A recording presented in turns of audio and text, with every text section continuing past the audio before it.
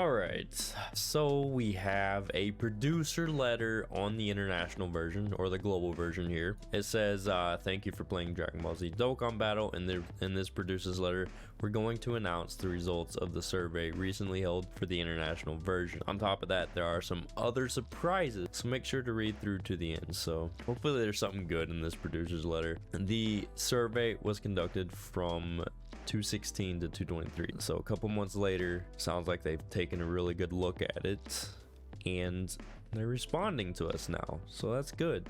Before I even get started with the details, the fact that they took the time to read through it and respond to us now a couple months later, that tells me at least that they at least took the time to look at it and really do their best to respond to it. So but let's go ahead and read what's up here. Operation Team's comments. So actually right above here, this chart right here, I would like more of these types of events. Your thoughts on about high difficulty events? So 57% of people really enjoy the high difficulty events. I think that's about right, because there are the majority of people that probably want more challenging content, and people say it all the time, this game can get pretty dry and boring, so they like the challenging content. And then you've got a few other people that's here. The dark orange is, I would like them to be easier to play. Honestly, I think that's people that don't have high power, high valuable characters, especially a lot of the new characters in the new meta. Honestly, this percentage right here is probably the percentage that continuously drains their stones on banners that are not overall worth your stones and don't have overall great characters on them. These are probably people that are chasing every single Dokkan Fest that they can, dropping 50, 100 stones every single time a unit comes out, trying to get the new unit. That's what I see there. It's obviously not a for sure thing, but that's what I'm seeing right there. And then C right here, this kind of darker yellow, I am enjoying them. No need for changes. Okay, so people who are just casually playing the game probably. And then D, they are too difficult, so I'm not playing them. Once again, I think these people are people who don't use their stones very wisely, or they're just completely free to play. Maybe they're completely free to play and think that the game should be easier. They shouldn't be releasing difficult content like this. So, but those are my thoughts. I'm not trying to offend anybody. I'm just assessing the percentages here and giving my opinions about it. So it's nothing that I'm saying that is outright for sure or that I am right about this. This is just what I'm seeing and speculating about these percentages. So, but let me know your thoughts about this in the comments below for sure. Operation Team's comment. More than half of you replied, I would like more of these types of events. As announced earlier under one of the key points of Update Project Version Z, adding and improving challenge features, we are developing new content for Dokkan veterans. It'll take some more time before it's ready to be implemented, so stay tuned for further announcements. So that's good. They're going to be hopefully adding more stuff. So I mean, we already have the red zone on JP. That's coming to global obviously during the 7th year anniversary. The fact that they're adding more difficult stuff, more challenging stuff, is actually really good. I like that. On the other hand, some of you said they're too difficult or make them a bit easier. So we continue with the letter right here. I have it pulled up in 4 different tabs because I couldn't zoom in on Twitter. Your expectations for the friend function. A sore spot for everyone right here. Let's see what they said. You know, I remember doing this survey and we didn't have a chance to really say what we wanted to say about the friend system. They gave us options. We weren't able to openly write a paragraph or an explanation about what about the friend system that we dislike and what we want changed. So let's just go over this real quick. The dark red, 22% of people said, I would like to play against friends, so PvP essentially. I think that would completely ruin Dokkan. Dokkan's not a PvP game, and I don't think bringing PvP into this game would be good for it personally. B, dark orange, I would like to team up with friends. I mean, we kind of have that with the friend system the way it is, and also chain battle, everybody's favorite mode. C, I would like to interact with friends. See, what does that even mean? Does that mean like in-game messaging? I think that would be cool if we could leave messages to friends that we don't even know in person, saying, hey, would you be able to have, or would you be able to put this unit as your support unit friend support unit, you know, something like that, something where we can message someone or send a mass message to people saying we need a friend unit and seeing if they have that friend unit available in their box. That would be good. But other than that, I don't know what this would mean. I really don't. That survey in the friend portion about that survey was very vague and didn't allow us to really express what we felt about the current friend system and what things we didn't like. So that part of the survey I thought wasn't very good. And then the light yellow, I am satisfied with the current function, no need for changes. These must be people that maybe log in, do their dailies, and maybe play a few events, because these 10%, I'm almost certain, don't understand the struggle after you've used all of your friend resources and you're having to use guests that just don't have what you need. Sometimes your friends don't have what you need. Dokkan Battle is a single player game that can be enjoyed at one's preferred pace. Yes, I'd like to keep it that way.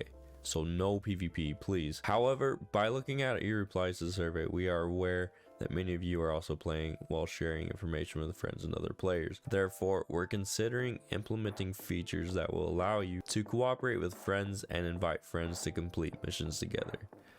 Huh. What does that mean? Interesting. Let me know your thoughts about that in the comments below. What do you think that could mean for us? I mean, it says cooperate. It has co-op in it right there. What would they be doing differently than now?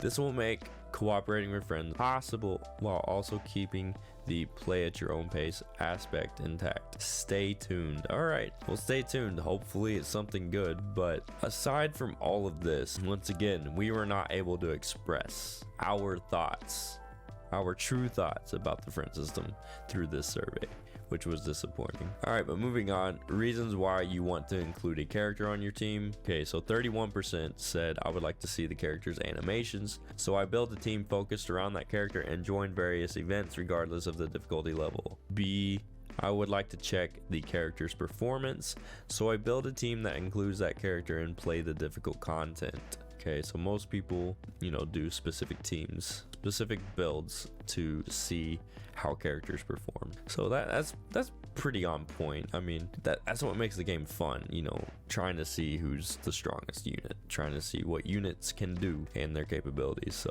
and of course the animations is the next big percentage right here. And then C, the character works well with other characters on the team. There's lots of factors to that, but to be honest, this is probably mainly categories, because sometimes even the best linking partners suck. Sometimes you have your best linking partner, but it's just an old unit that you don't use. This probably has to do with categories. And then D, other, free answer.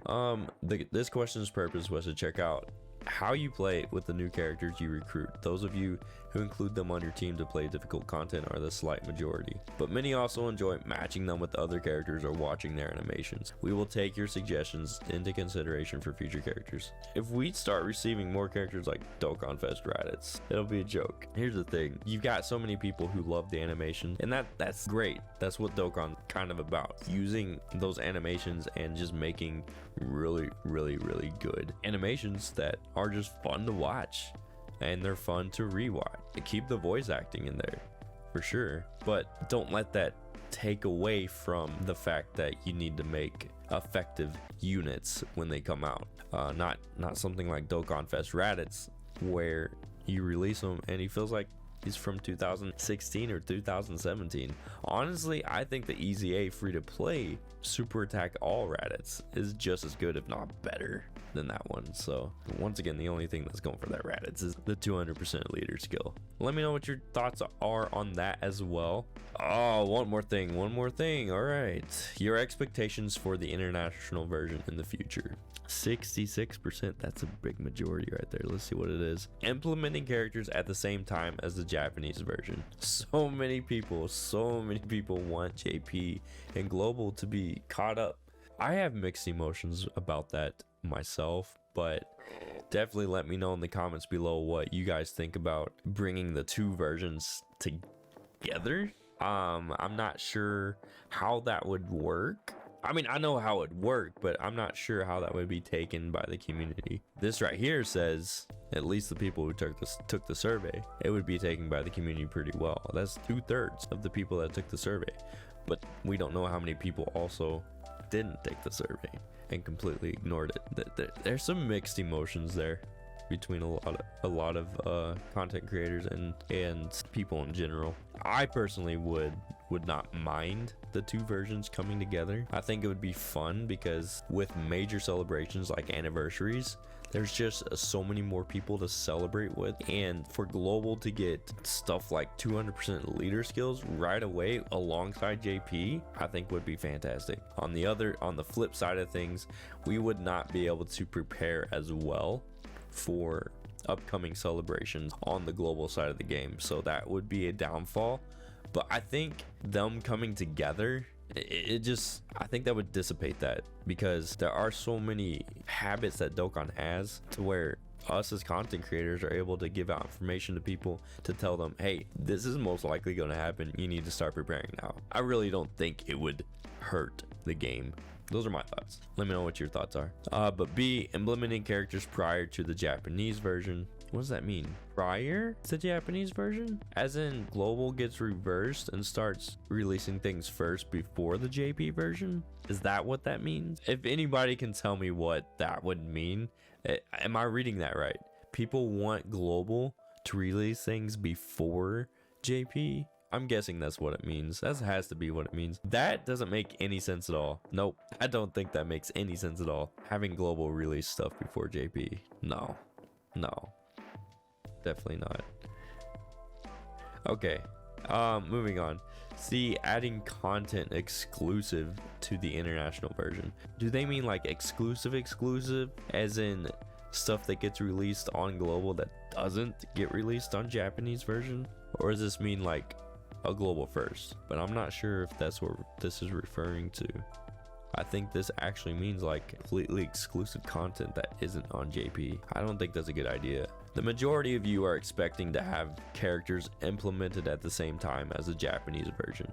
We are considering increasing the number of events held at the same time as the Japanese version. In fact, this year we already have plans campaigns that will be held simultaneously. Make sure you don't miss any further updates. So it just sounds like they're going to implement more celebrations that JP and global will share.